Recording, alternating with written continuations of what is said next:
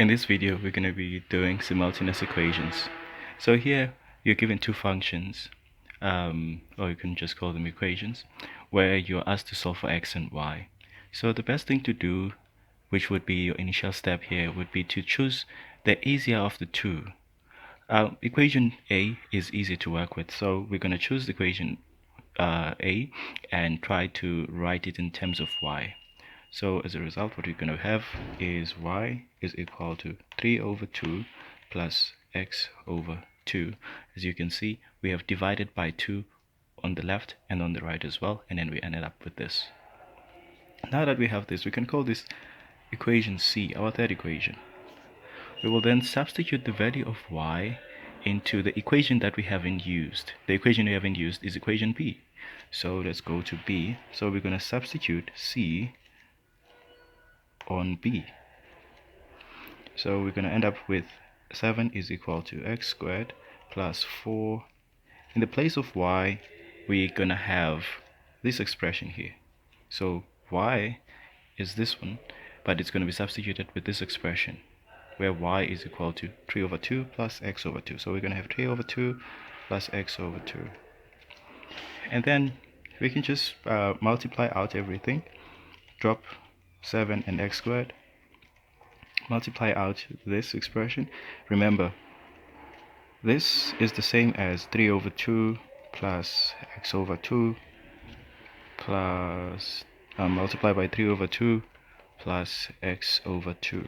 So 3 over 2 multiplied by 3 over 2 is going to give us 9 over 4. 3 over 2 multiplied by x over 2 is going to give us 3x over 4 plus x over 2 multiplied by 3 over 2 is going to give us 3x over 4 as well. And then x over 2 multiplied by x over 2 is going to give us x squared over 4. We will then distribute 4 amongst the variables and the constants that are in this expression here. So we drop 7, we drop x. 4 times 9 over 4 is 9. 4 times 3x over 4 is 3x. This is going to be 3x as well. And this is 4 times x squared over 4 is x squared. So what we end up with is this. X squared plus 9. 3x plus 3x is 6x. And then we have x squared there. So x squared plus x squared is equal to 2x squared. And then 7 goes to this side, becomes negative. So, see? And then we will end up with 2x plus 6x. 9 minus 7 is going to be positive 2. And then we can just divide by 2 throughout to reduce the expression so that it's much more easier to factorize. So let's divide by 2 everywhere. Dividing by 2 is my choice of number because I have this coefficient of 2 that I want to disappear, that I want to make sure it disappears here. So when we divide by 2 throughout, we're going to have this. 6 divided by 2 is going to be 3x, and 2 divided by 2 is going to be equal to 1. 0, 0 is carried along. And then if you look at this expression, is there something that can do here? Can we can we get the factors of this expression? If we can't easily get the factors of the expression, we can just say x is going to be equal to negative b plus minus b squared minus 4ac over 2a. A is the coefficient of x squared. It's 1. If you have a coefficient, if you have x squared, the number next to x squared is called a coefficient. In this case, if it's not written, it's 1. And the coefficient of b is 3. B is the number next to variable x. And c is a constant. C is equal to 1 is always this last number here. In general, we have ax squared plus bx plus c. So a is there, b is there as well, c is there as well. Okay, let's proceed. Now we will substitute all the values that we've just calculated. B is equal to 3 plus minus. B is equal to 3, so this is going to be 9 already. A is equal to 1. C is equal to 1. A is equal to 1, so that whole thing is 2. So we're gonna have negative 3 plus minus 4 times 1 is 4, 9 minus 4, 9 minus 4 is 5, and then this is 2 at the bottom here. So what we will end up with, we will have x is equal to a certain number, or x is equal to a certain number, and those numbers will depend on the sign here, plus minus. So we're going to have 3 plus 5 over 2 and negative 3 minus 5 over 2.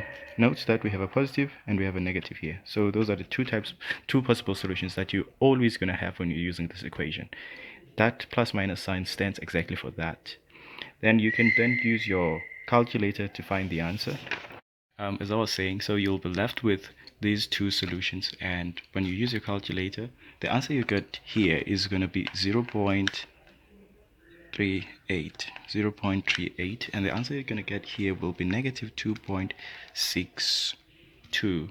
So this is how you do this question. But while you're not done, you also need to make sure that you substitute these values to one of the two equations, A or B, so that you can find their corresponding y values. So you're gonna look for y for this equation, for this x value here, and you're going to look for another y for this equation here. So let's start with this one. The y equation that we're going to use here is the easier of the two. You can use any of the two equations. So the equation that we're going to be using here is this one, the one where we manipulated c, because it's easier.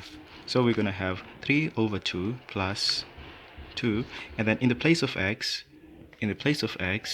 we're going to substitute negative 3.8. So negative 0.38. Yeah, that's what I wanted to say.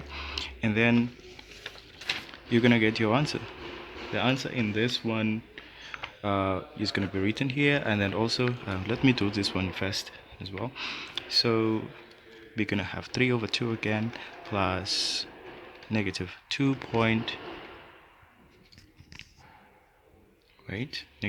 2.62, and then divide by 2. So the answers that you get here will then be the corresponding y solutions, and you will be done. Please write the answers that you get here in the comment section, just to see if you know the work and that you are following what I'm doing. If you like this video, please make sure that you don't forget to subscribe, share with friends, like, comment, and you can also recommend the videos that you'd like to see when I'm making future videos. I've been Vanille. Cheers.